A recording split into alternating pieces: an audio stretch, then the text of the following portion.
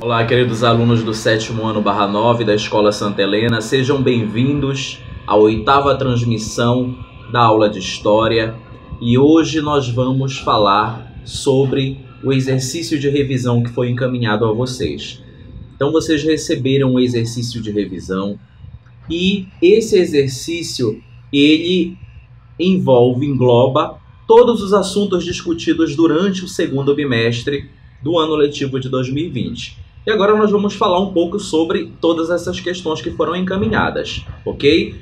Desde já, não esqueça de dar o seu joinha para que nós possamos fazer aí o acompanhamento de quem está visualizando o nosso vídeo. Também deixe o seu comentário abaixo do vídeo para que possamos estar esclarecendo algumas possíveis dúvidas ou pode até mesmo estar entrando conosco em contato através das nossas redes sociais, ok? Então vamos lá, queridos. Atenção!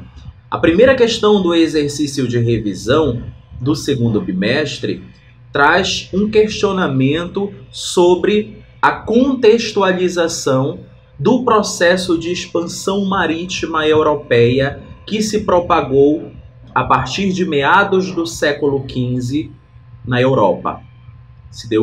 Teve início na Europa. Ok? Então, você vai nessa primeira questão do exercício falar justamente quais foram as influências que ocasionaram os desdobramentos da expansão marítima europeia. Lembrando que, em meados do século XIV, a Europa estava vivendo uma grave crise econômica financeira que levou aqueles indivíduos, aqueles grupos populacionais europeus a pensarem em uma proposta, ok? De mudança e dinamização do processo econômico e financeiro naquela região. Então, nessa primeira questão, você vai fazer a descrição justamente dos aspectos, características e fatos que contribuíram para o início da expansão marítima europeia no território, naquele continente, no europeu, obviamente, a partir de meados do século XV. Ok? É importante lembrarmos que a expansão marítima europeia ela se desencadeou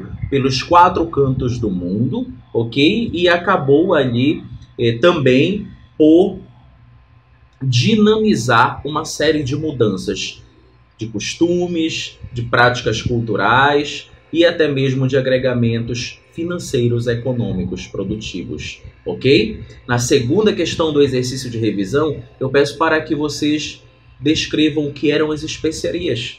Ok? E o que eram essas especiarias, afinal de contas, professor? As especiarias eram gêneros tropicais produzidos em alguma área ou região específica do mundo, ok? Como principal referência, nós temos especiarias que eram produzidas na Índia, no continente asiático, e que eram muito famosas na Europa, ok? Que eram amplamente comercializadas, inclusive no continente europeu. Então, especiarias são gêneros tropicais produzidos em uma determinada região, ok? E é isso que você vai responder lá na segunda questão do nosso exercício de revisão de história do segundo bimestre. Fiquem atentos, ok? Na nossa terceira questão, nós temos uma referência à primeira expedição, ok?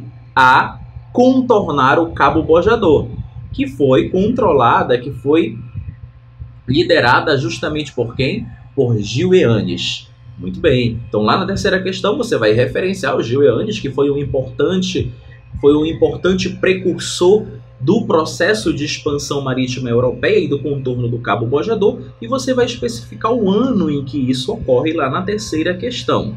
Seguindo aí para a quarta questão do nosso exercício, eu trago para vocês uma referência sobre o Tratado de Tordesilhas e peço para que vocês apontem o principal objetivo do Tratado de Tordesilhas, sendo que qual foram os principais intuitos do Tratado de Tordesilhas? Foi exatamente amenizar os conflitos entre Portugal e Espanha, ok? Duas importantes metrópoles mercantilistas europeias que visavam a ocupação de territórios mundo afora e que estavam em conflito justamente por essa disputa territorial e, consequentemente, acúmulo de riquezas e beneficiamentos a partir da captação de matérias-primas. Então, o Tratado de Tordesilhas ele teve como um dos principais intuitos a amenização dos conflitos por território, ok? E, consequentemente, uma organização do processo ocupacional dessas terras e exploratório, obviamente.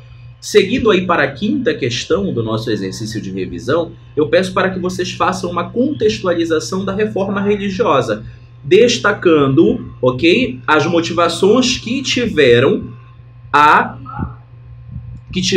grande influência no território europeu e que levaram à eclosão de tal movimento reformista no território europeu, ok? Então vocês vão especificar na quinta questão todas as características de influência da reforma, do movimento reformista religioso na Europa. É importante lembrarmos que a reforma religiosa, ela eclodiu na Alemanha, ok? E se difundiu por outros países da Europa com o passar dos anos, e inclusive acabou aí rompendo as fronteiras continentais e chegando a outras regiões do mundo afora, ok?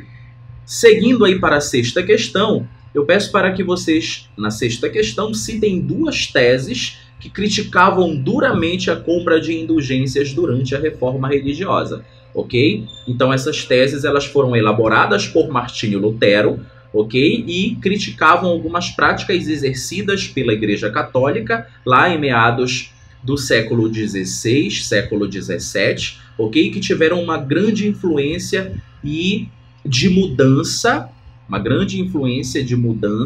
e de alteração das organizações sociais, políticas e até mesmo religiosas, culturais no continente europeu. Então, lá na sexta questão, você vai citar duas teses que fazem referência ao movimento reformista, ok? Católico, que eclodiu aí na Europa em meados do século XVI e século XVII. Seguindo para a sétima questão, você vai falar sobre a circunnavegação da Terra, uma iniciativa audaciosa, diga-se de passagem, ok? Propagada pelos europeus através da expansão marítima comercial, ok? Classificada como europeia. Então você vai na sétima questão falar sobre essa circunnavegação. O que seria essa circunnavegação? O contorno do planeta Terra, o contorno de diversas regiões do mundo com o intuito justamente de buscar a captação de matérias-primas, de recursos naturais que gerassem rentabilidade econômica, financeira, ok?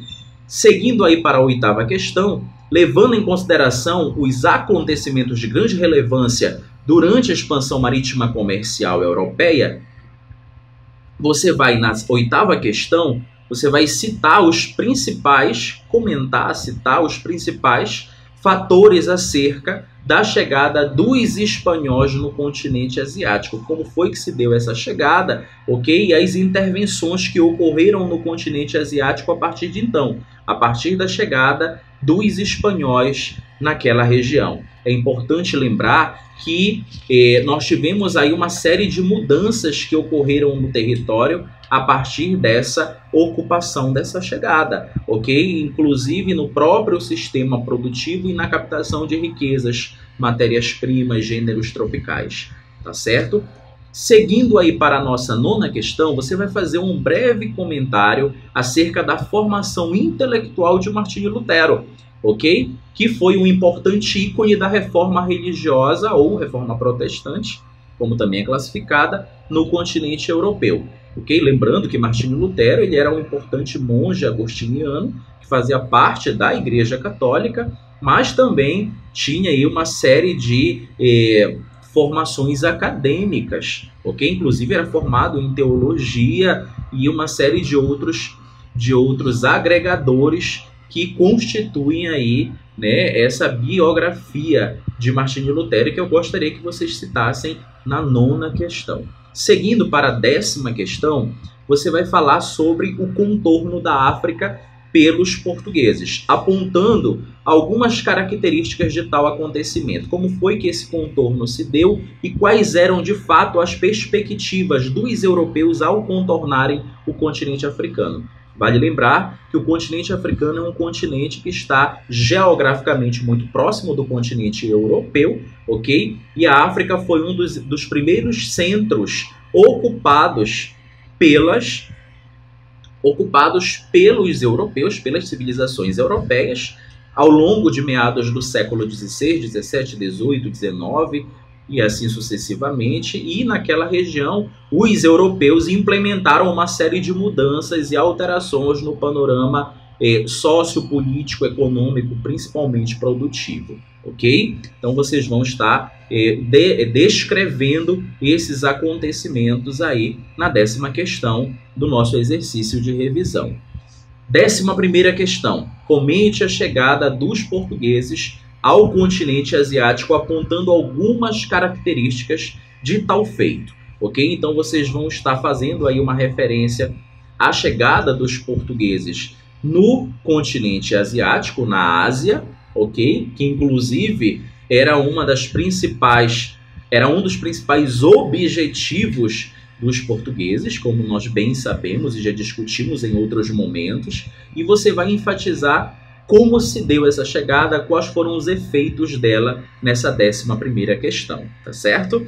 Seguindo aí para a 12ª questão, nós temos uma questão objetiva de marcar, ok? Aonde eu faço uma referência a vocês sobre o processo de expansão na Europa, ok? O processo de expansão que se inicia na Europa e que se propaga por outras regiões mundo afora, a expansão marítima europeia, a partir de meados do século XV, ok? E relacionado a isso, eu gostaria que vocês classificassem aí a alternativa correta. Então, na 12ª questão, a alternativa correta é a alternativa E, ok? Ou seja, o pioneirismo português, ele contribuiu de forma efetiva para que o processo da expansão marítima europeia fosse possível a partir de meados do século XV, inclusive com muitas intervenções e implementações de instrumentos e mudanças que ocorreram a partir desse período, ok? Então, na 12ª questão, a alternativa correta é a alternativa E. Parabéns para você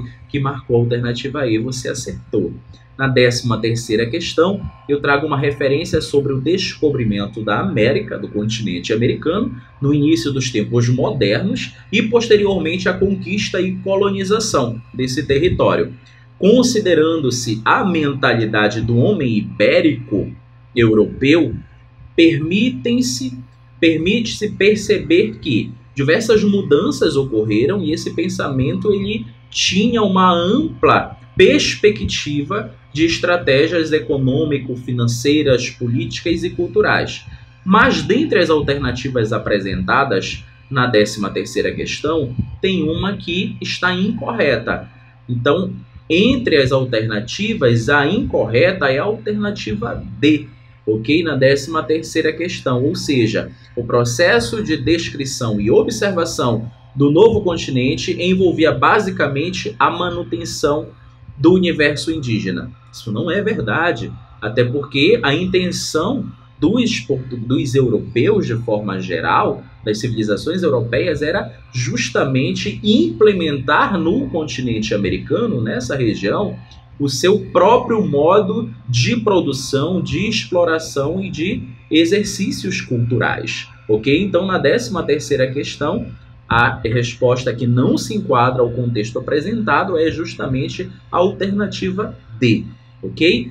Então, para quem já resolveu as questões e conseguiu acompanhar todo o raciocínio, parabéns. Para quem não resolveu ainda, que essas dicas sejam de grande valia para que você consiga resolver esses exercícios com êxito e se prepararem para os nossos processos avaliativos vindouros. Tá certo? Boa sorte a todos, bons estudos. Qualquer dúvida é só deixar o seu comentário aqui no vídeo, aqui abaixo do vídeo. Não esqueçam de dar o seu joinha para que nós possamos acompanhar quem está visualizando nossos vídeos, e qualquer outra dúvida ou dificuldade pode entrar em contato conosco através de nossas redes sociais. Cuidem-se, um forte abraço a todos e até a nossa próxima aula. Tchau, tchau!